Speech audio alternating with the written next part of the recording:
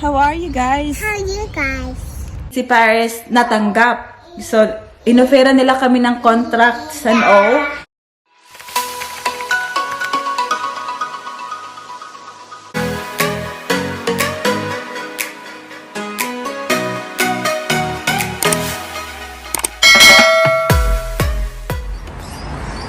What have you got there, honey? Candy. Show mommy. Candy. Where did you get that from? From who? From your friend? It's from my friend. Oh, is it his birthday? Is it his birthday? No, Mary. Oh. Mary's one. Who did your hair knock? It's so cute. I like it. I just want it. Who?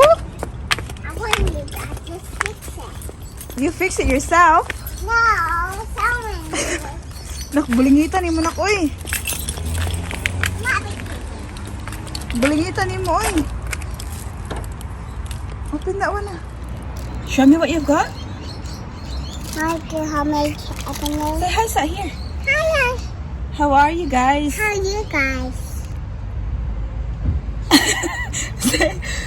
Have a good day, everyone. Have a good day.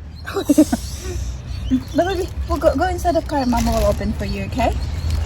Yes. A few moments later. Hi guys! Time check tayo. It's now 7:30 ng gabi. Ngayon lang tayo nakapag-vlog ulit kasi kakauwi lang namin, guys. After kong pinick up si Paris kanina. Are you ready, Ma? Yes. Pumunta kami ng pinick up namin si Daddy Mike dito tapos pumunta kami ng shops kasi may kailangan kaming bilhin. Kailangan ko palang bumili ng kasi kagabi. Hindi ako nakapag-take. Say hi sa tita. Mommy cry. Hi, tita. Here, sa lagi. Here, oh. Grandma. Hi, sa lagi dire. My, your fingers hurting? Okay, my finger's hurting, doctor. I can't hear my... So, hindi ako nakapag-take ng folic acid ko kagabi kasi naubusan na pala ako, guys. Hindi ko napansin. Kaya kailangan ko talaga pumunta ng pharmacy para bumili nun. You know what? Ayan, oh. Si mami nyo ay nakapangtrabaho pa. Hindi pa ako nakabihis, guys. Ito yung suot natin for today. And, cleavage na cleavage. But tingnan nyo, ang ating baby girl ay lumalaki na rin, guys. This one is very comfortable, guys. Oh, kasi super stretchy ba? Okay. Ayan. Si Daddy Mike ay gumawa na ng kanyang dinner. Show me, Daddy. It's not pretty. Do you like this It one? doesn't have to be pretty. Do you like this? Just have You to like be this one? Style you like this yummy. one? Put it on, Daddy. Ating baby girl ay favorite. pinunan ko na ng jumper niya, guys. O, yan na lang naiwan. Bilingit on pa. my finger. Daddy's cooking you dinner. Yan. Hindi pa alam kung ano yung kakainin ko, guys. Kasi sa office ako nag-work today. Sabi ko na.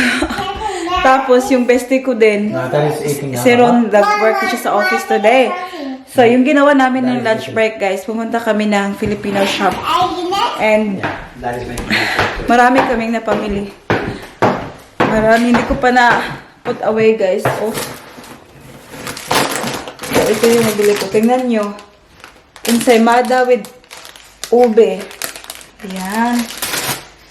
Ano pang napamili ko? Ay, alam nyo, guys, naiwan ko pa pala yung kasi bumili ako ng isang malaking set.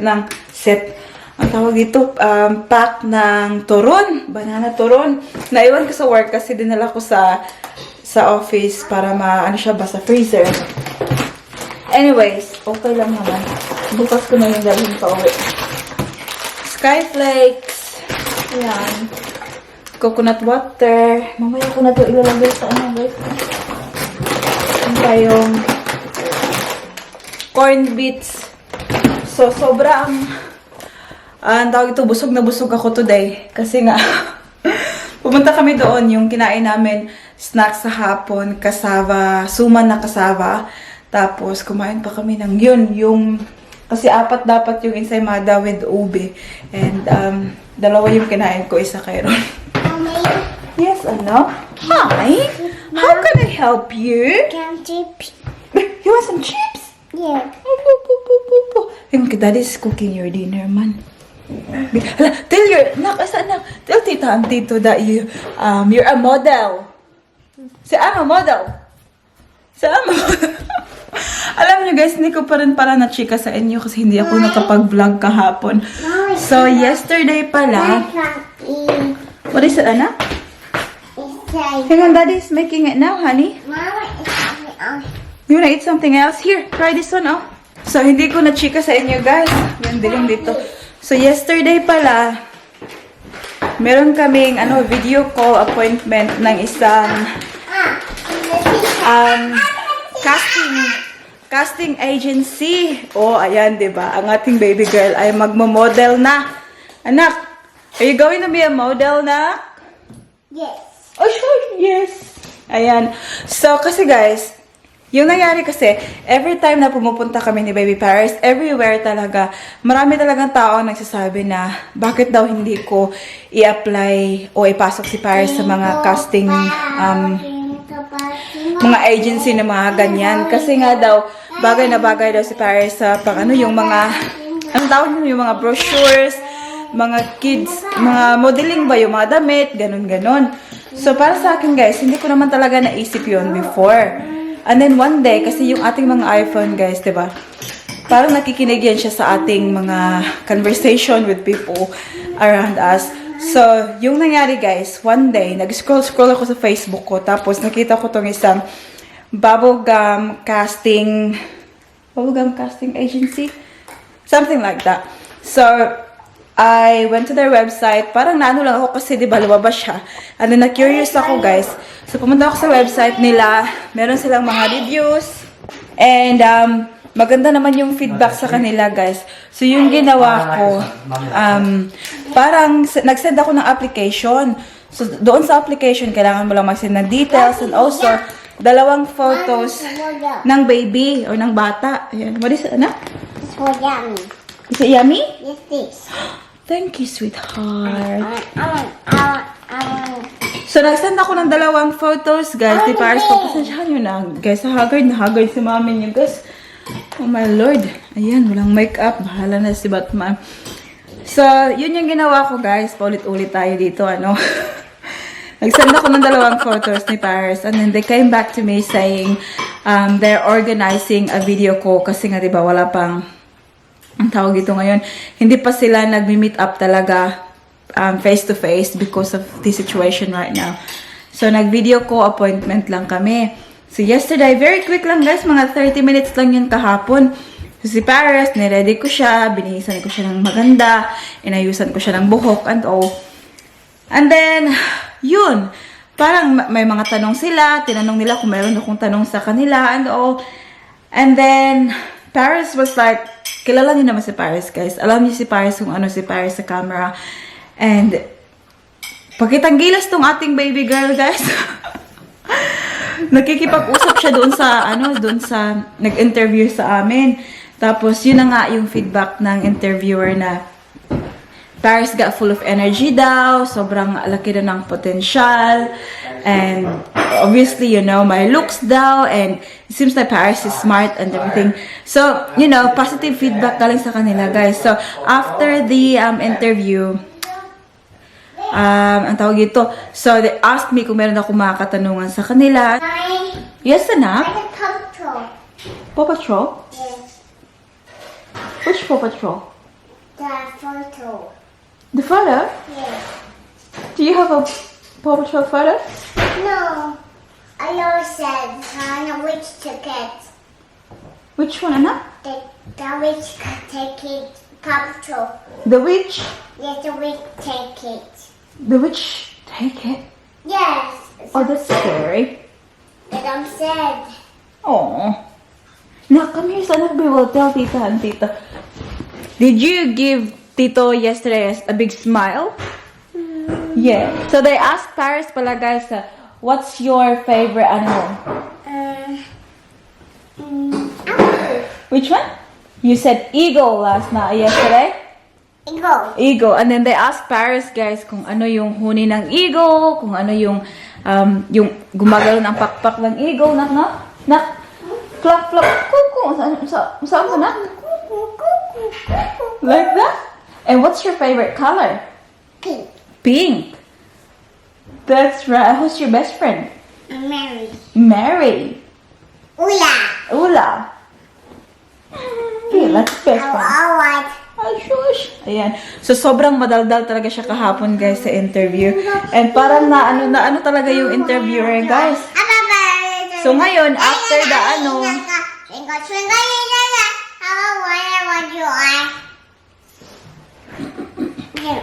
So, sa interview, guys, yeah, we went well sa interview. So, in-explain nila sa akin kung how they work and all. So, like what I expected naman, guys. Yun talaga, yung parang, di ba, agency. So, parang sila yung magmamanage kay Baby Paris if ever na makapasok si Paris sa casting nila. So, what will happen is that, hindi talaga sila yung, ang tawag dito. So, for example, may mga kumpanya na nangangailangan ng, model, right? Ng batang model. So, they can always push Paris para yung profile ni Paris isisend nila doon kung and then yung kumpanya yung magde-decide, hindi sila yung magde-decide, yung kumpanya nangangailangan ng model yung magde-decide kung fit ba yung profile ni Paris sa hinahanap nila na model. So if ever daw na may job si Paris, they will take 20% sa kikitain ni Paris. And you know what? Sabi nila, kailangan din nila na merong sariling TFN and bank account si Paris, guys. So, in short, guys, si Paris natanggap. So, inofera nila kami ng contracts and all. And then, yung hiningi lang nila sa amin is commitment as well. Kasi nga, pag may work daw for Paris, kailangan daw na... Give me the remote, please, anak. Pag may work daw si Paris, kailangan daw na madala namin si Paris sa city kasi nasa city yung nila, yung studio nila. Yeah, find the remote, go. So, nasa city yung studio nila, so kailangan namin dalhin si Paris doon. So, that's why they ask as well, guys, kung gaano kami kalayo sa CBD, so sa city. Kasi ayaw nila na parang ma-stress ba yung bata na magbiyahe pa and then but mostly daw yung oras talaga in a day is 4 hours maximum para sa bata na mag-work, like you know what I mean, like photo shoot and all that. Yes, anak. Oh, here, anak. So are you a model na? Pero ayun, sinend ko kay Daddy Mike yung contract, guys, para mabasa rin ni Daddy Mike para kasi hindi pa ako nag-decide. You know, the other thing as well kasi, guys, like any other casting agency, no? Meron kasing like when you start to like become, you know what I mean, a model, yung batang model, ganun, guys. You have to have your own profile, your portfolio, and all. So, yung sinasabi nila, may fee, but that doesn't go to them. So, it goes to the third party. So, ibig sabihin noon na yung babayaran na fee is for the photographer kasi nag-start pa si Paris, guys. Kailangan ni Paris ng headshots. Kailangan ng photographer na kuha ng magandang shots, yung headshots ni Paris. And then also, you have to pay yung fee para ilagay yung profile ni Paris sa mga casting websites. Para sa exposure niya ba, ganun. So, all in all, guys, yung fee, na one-off fee yun, pero hindi sa kanilang pupunta, as mentioned, sa third party, mapupunta yun, was $725.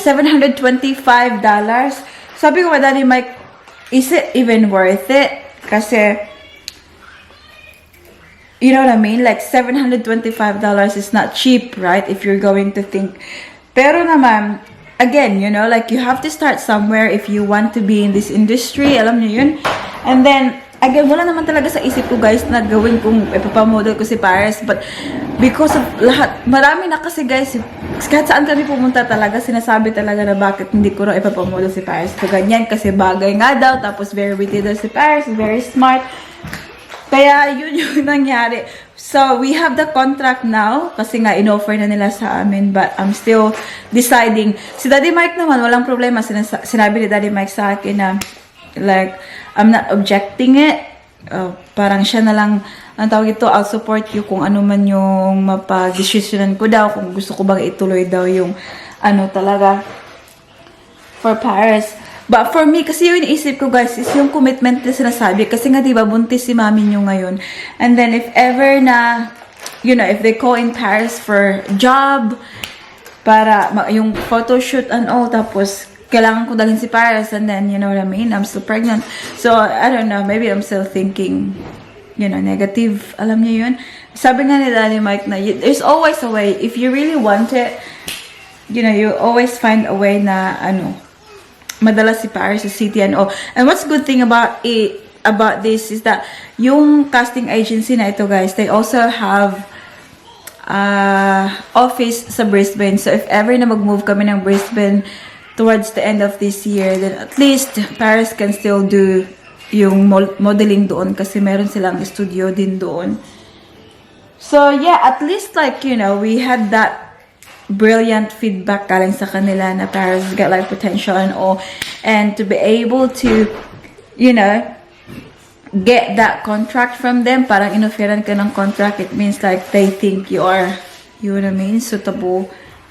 And yeah, yun na nga, Paris yun na nga guys, Paris din kahapon na nagpakitang gilas din ng ating baby girl, no? Did I ask you nak if you can sing? What did you sing? Let it go? Can I hear it? No. No? Why not? Mama wants to hear your song. No. The snow glows white in the mountains. Mommy, you want to try? Oh, you wanna try? You put so one for Mom. Yum. That's right, nak. My teeth is hurting.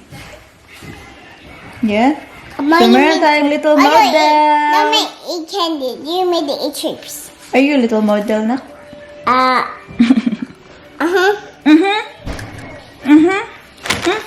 you gonna see yourself in the what? The brochures?